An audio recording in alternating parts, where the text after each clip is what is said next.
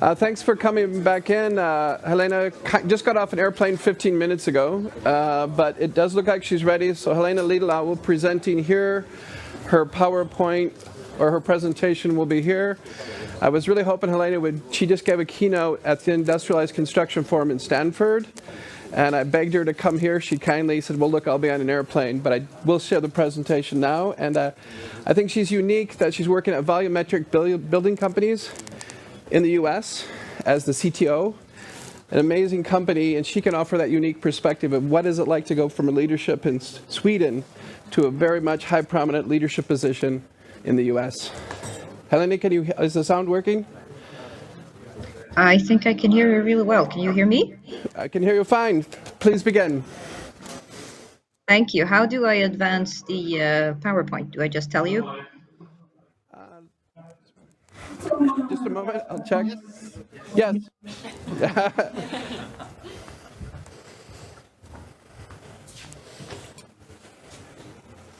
Yeah, we're on the first slide, your introductory slide. Thank you. So I have some airport sounds in the background. I just let her finish, and then we can go.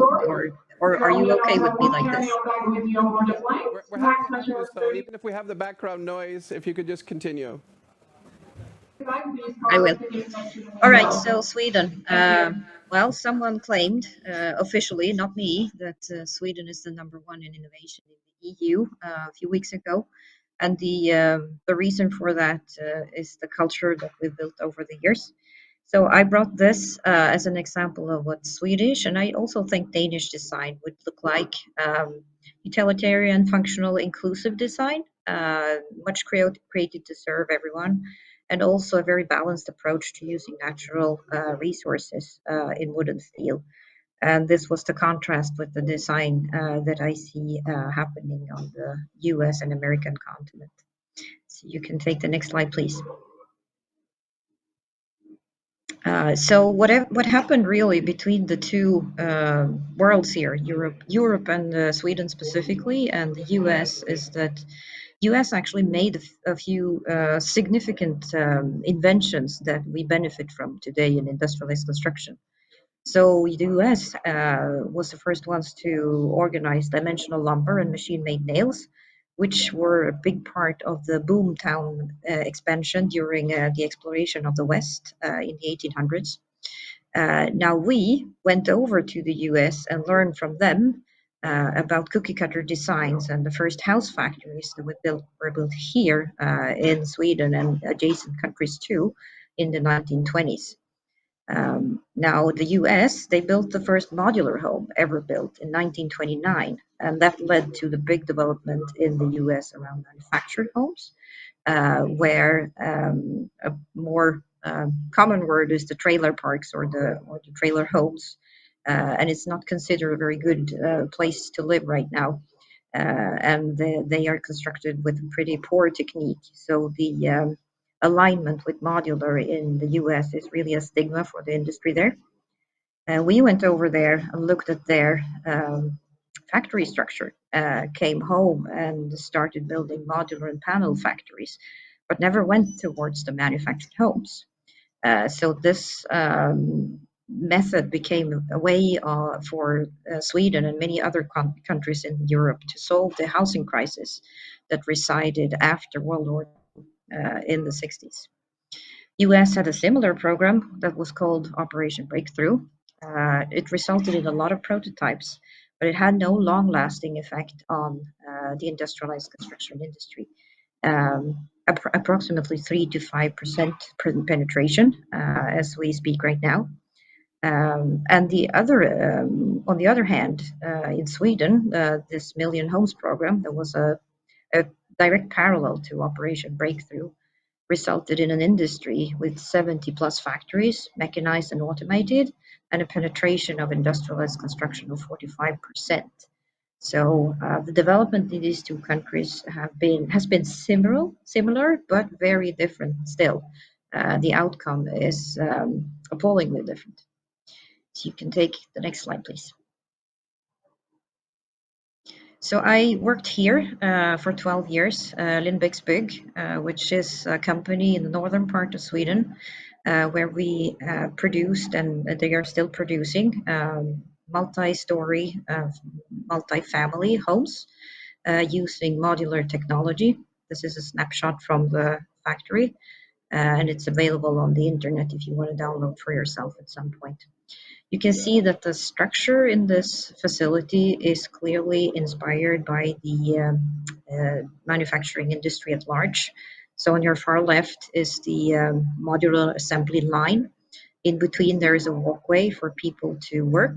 The next line over is your materials, and the big aisle you see in the central part of the picture is for the forklift.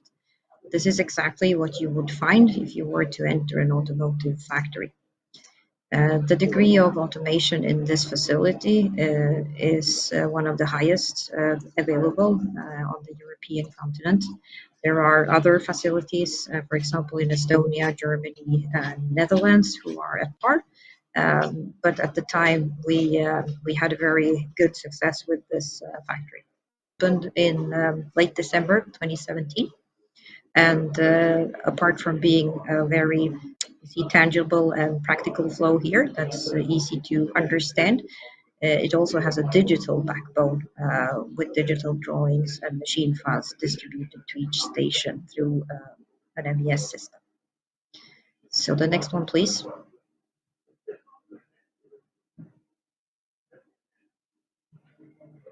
So of course we tried to move the needle towards manufacturing here, and this facility was organized around a lot of prefabrication ideas that you either see or hear in different places today. We used plumbing trees, we used the wire harnesses for electrical installations, pre-cut wood, pre-cut sheathing, bathroom pods, and kitchen kits were all applied in this facility.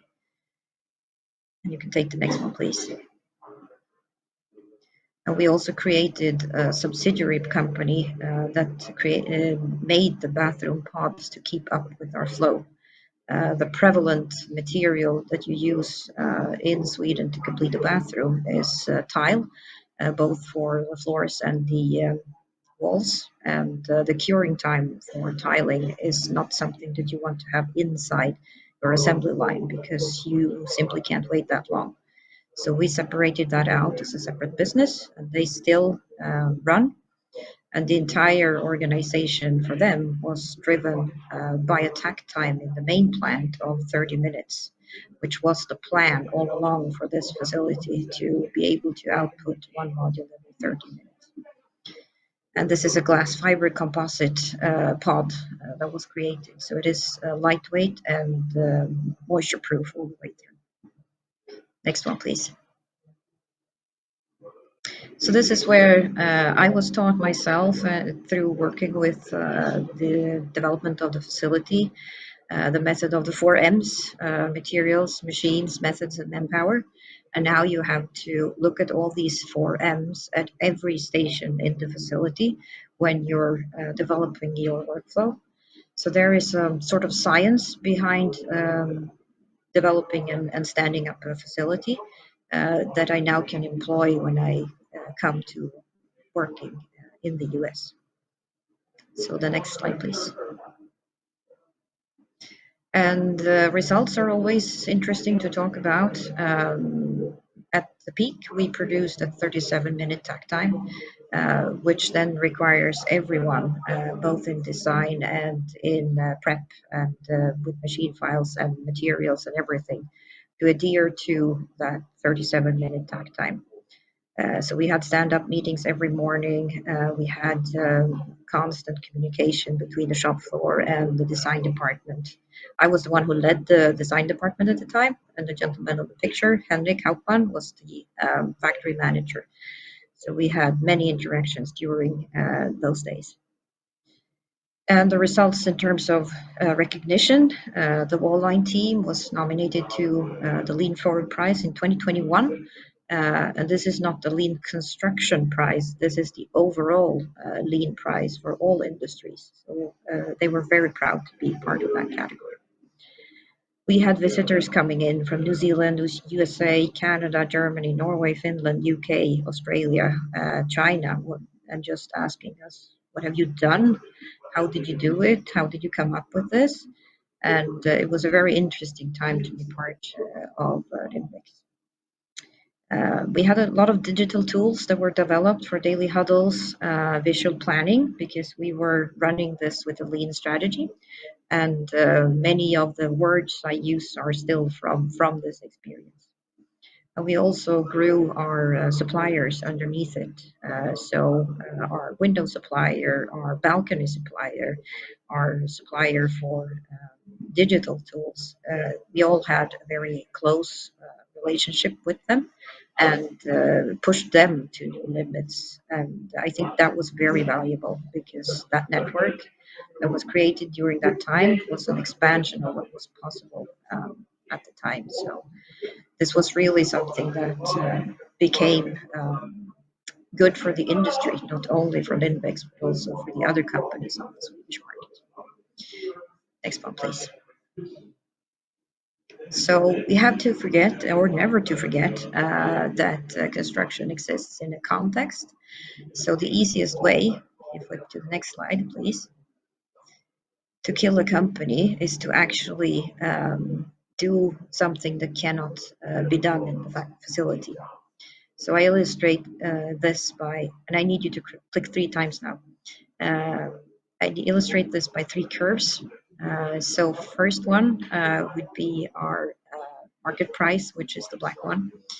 And then the cost will come in 3 different colors. So 1 click, please.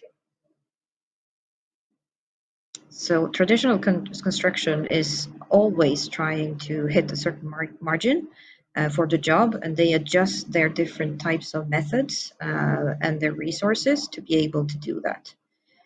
So if you click once more, when you go to an industrialized construction and have a fully standardized platform, which is the perception that many has that you have to be fully standardized, and that is not true. But if you go that route, you have to hit the optimum for that platform to be profitable in almost every job you take on. So you see the belly of this curve here. It has a very clear optimum for margin, and then it decreases pretty quickly. So if you start introducing changes into your production flow, it will eat cost pretty fast. Add another click, please. So the cost of an adapt-to-order platform where you can be a little lenient, a little bit of flexibility into it is probably a better way to go if your potential market share isn't really that large. And Sweden is a small market. Sweden is only 10 million people. We never exported outside of Sweden. It's comparable to the US state of New Hampshire. In size and number of people. That means that it's a pretty limited market space that you can have for a platform. Thus, it becomes very important to be flexible. However, if you go to the US and the market share and market is larger, you would be able to standardize to a higher degree. You could click once more, please. And these are the arguments that goes on inside the factory and between the factory and the sales and between the factory and design. And this is not only from my own companies where I worked, it's also from others that I have been working with. So sales will tell you, we have to take this project or we can't fill the factory. And then, well, what do you do in production? Well, you kind of roll over on the back. But in production, this is how they sound. You can't manufacture this project. Design really has to understand that. And then design gets the blame for something they maybe they didn't do. Or maybe they did, who knows. And the last statement would be that those sales guys don't have a clue. They sell whatever, and then we in the factory have to solve it. So the easiest way to kill a manufacturing operation like the one you just saw is to give it a stream, maybe 3 or 4 of non-suitable projects, which is the upper half of the diagram you have here on the left. And the only 2 measures you can do at that point is either you decrease your standardization in production, or you increase your flexibility in the product. Those are the 2 measures you can have, and you have to make that decision within the project. So click, please, and click again, and again, please. And we're done with this one. Thank you. Click again. So there is an ecosystem resulting from all these efforts for industrialized construction in Sweden that is, I have learned now, world class. While I was working in it, I didn't really recognize that was the fact. So we have a whole bunch of machine suppliers, software developers, logistics people, engineering and product developers that actually know how to handle this industry. And that is an asset that I believe Sweden as an ecosystem doesn't really recognize that we have as an asset, and that we could capitalize on this. So once I understood that this is probably the case, it became easier to move to a new setting. So click, please. And another click. So this is where I work now, vertically integrated operations. VBC is very much similar to a Lindbäcks, a Moelven, a BoKlok that you would find on the Swedish market. Multifamily, headquartered in Philadelphia, and erected the largest modular structure on the east coast of the US in Philadelphia. And now we operate the former Kitera facility in Tracy and the former Deluxe facility in Berwick. We also have the former Polkom facility in Poland, which is where I come from right now. So click, please. And the factory in Berwick represents the American average, I would say. It's a platform frame where you start to frame out the floor, you set it down as a base, and then everything is brought to that floor. And you build your module on top of it using regular tools and hoists. Your carpenters and all the other skilled tradesmen come up to the module and complete it on site. The double loaded corridor is the prevalent concept, which is 2 modules with a corridor in between. So this is a long module. Of course, we use the imperial system, so 70 feet would be something that we would claim as the length of this, which is around 18 meters. So you understand that to hoist and ship this is not an easy deal. And there is a rule, there's a law in place that states that you cannot ship anything that's disintegrated on US roads. It has to be one integral load. That is why these are built together. And for a European, knowing the roads and how the turns look here, this is not an option to do. So that's my first observation when I came over, and that's like, guys, what are we doing here? So you can click, please. Now the factory in Tracy. This is Kitera's former facility, or one of Kitera's former facilities, I should say. VBC bought that when Kitera went bankrupt in 2021, and we have restructured this to become a modular facility during 2022. And this has been a project that I've been involved in the entire last year. So we brought some Scandinavian tech into the facility here, Swedish and Finnish machine suppliers. We reused some of the stuff that Kitera had and have ramped it to work better than it did during Kitera days. They didn't really understand how to take care of the machinery, so there was a lot of bug fixes and other errors specifically in the software and the machinery that we have to take care of. We have constructed this flow as panels that are assembled into modules. So different from the bird situation, this is now a fishbone flow where we have different elements produced first and then assembled into modules. And if you click once more, I can show you the flow. So this is what it looked like when Catera operated the facility. Everything you see here, apart from the orange boxes on your bottom, is machinery. So there wasn't much space here for any material handling or storage that had to be done outside. And it's actually snowing in California this week, so I am not really interested in having my wood and whatnot sitting outside for use in a factory. So if you click once more, this is what we did. We removed all that equipment, and if you click once more, the blue arrows are now machinery. So there is a floor line. There will be two wall lines, a ceiling line, where we do flat panels first, and after we made them, we assemble them into modules. And another click, please. This area where the yellow arrows reside is now reserved for materials.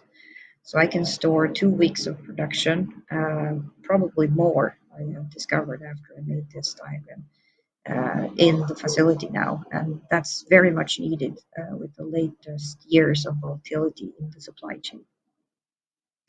So please click again. And this is the movie clip that I hope now translated to you guys. So if you can try to start, I will do a voiceover. So this is the floor line, and the floor line is constructed the way you would find it in any Scandinavian factory. And this is something that has been very fascinating for my US colleagues, that we are not hoisting the entire module up and working on the other side, but we are flipping the floor and working on the underside. This has never seen on the American continent, it appears. So I'm very happy that that was the thing. This is so common for me. So this is the wall line, and this is a heritage from Catera.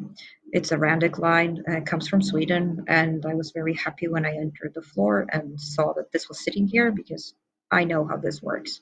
So that was really, really interesting.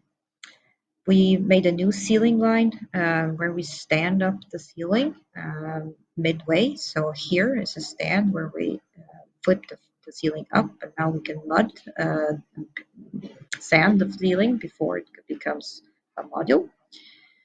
And the last portion of all of this is the assembly line, where we have a rolling track, and you can see the modules being completed from start to finish. We do not, as in Berwick, have the modules standing lengthwise. They are on the short end instead, and I don't produce them as double-loaded corridors. These are single ones with a separate corridor instead. Now they're easier to handle, easier to move inside the factory, and it also becomes a visual flow that everyone understands. Perfect, happy that that worked. So last click and last slide is the digital information. So we are, I said we were vertically integrated at VBC. They're running the VBC studio, who runs on Revit. And Revit has been amended with a Dynamo script to create quantity takeoffs from the architectural model. Now I also introduced the Finnish software Vertex here to create the structural shop drawings and machine files, because Revit doesn't really speak machine language, and that needs to happen, otherwise the automation doesn't run. And that was a novelty to most of people I met over in the US, apart from the people we rehired from Catera. They knew what this was and how important it was. With these two tools, I can have full 3D coordination between models, and we use the IFC format for that coordination. Result is presented here on the right. We had a very good experience with introducing digital drawings on the shop floor.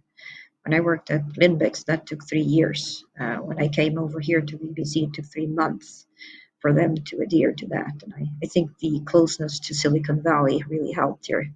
The former Katerra facility that I work from sits in Tracy, and Tracy is 1.5 hours from San Francisco, where all this digital jazz is happening, and people have enormous ideas, and that is being prevalent also in the culture in California, that everything is possible. So design automation is another part that I really was surprised to learn that US colleagues often look at design as being, let's create a model and then we sit down and do manual sheeting, which means you sit down and you take your views and you create drawing by clicking. And design automation for me means let's create the model and then push 2 buttons and all the drawings are spit out from that model automatically. And that has been difficult to actually pedagogically explain that that is the way to go. You don't have to control every sheet. I think that those cultural barriers I did not know before I came over. So it's been an interesting journey there. And click please, I think, for the final slide, which is tack. And I end with my kids and my granddaughter now. And I'm doing my best to entice them to enter this industry. So I succeeded with my son. He's working with me. He's a digital person, so he's in that work stream. And just got a picture the other day from my granddaughter standing with protective hearing aids and casting concrete in the basement of their house. So happy to be part of that too. So thank you everyone for listening, and sorry for being a little bit late and unorganized here. Helena, can you hear me? From Yes. a top-down view, that was why I was excited, because you're seeing all of those differences between the U.S. and we're seeing how little automation we have, yet that great eagerness in Silicon Valley that anything is possible. From a view even above VBC, do you think there are many business opportunities in more exchange between Nordics and people like you and the U.S. market? I do actually, because I have really appreciated the advance that I see that Europe as a continent has here. We have a lot of assets that just don't exist. If I want to buy a router to route massive timber walls, CLT, I bet you that in 70% of the cases it will come from Germany. If I want to buy a wall line to produce panels automatically, it will come from Germany or Sweden or Finland. It will not be a US product. They simply do not exist on the American continent, these items. And for that reason, I don't have the accessibility to people either who can run these things. So I actually import people from Europe too. So yes, there are great possibilities. Then I want to ask you the most American of questions. We saw the $3 billion Katerra failure, also in mass timber in Washington State, where I'm from. But now, with all of the demand for housing and efficiency, and you just reach consistent production, how fast can you scale? I mean, if you have unlimited demand for housing, you're figuring it out. The capital markets have effective nearly unlimited capital. So the constraint isn't demand, it's how fast you can scale your system. Yeah, correct. That is a very good question. I think the difficulty to scale this is now not how does the factory layout look, because we kind of know how to crack that case. There are enough examples in Europe to understand that. It sits on the people skill side, and it isn't then carpenters. It is how do you operate such a facility. So you then have to hunt for people in manufacturing rather than hunt for people in construction. So that's one limiting factor. The other limiting factor is the availability and lead time to organize this type of equipment if you want to go for that, the first step. And then you would have to turn to Europe as your supplier. We've been fortunate enough to have this within a year. But I will also tell you that it's very wise here to have a phased approach. So you start manual and you infuse machinery as you go, and then you can teach at the same time as you ramp up. So strategy wise, when you open this facility, I would never have done what Katera did, which was buy a bunch of machinery, throw it in the factory, and tell people basically just go figure it out. Well, yeah, but that's such an American approach. No. I know. Anyway, no. I'm happy to be European. No, and I'm happy you are. No, thank you for your time. I have more questions. When your presentation from the Industrialized Construction Forum becomes available, I'll share that widely. And I hope you make time to present. I know you are busy again, so we have more resources telling your very compelling story. Thank you. Well, thank you for having me. It was great to be here. Thank you. And I think 99% of everything you're saying applies directly to mass timber as well. Perfect. Thank you. That was good. I was a little afraid of that one. All right. Okay. Thank you for your time, and I'll be in touch. Thank you. Bye now.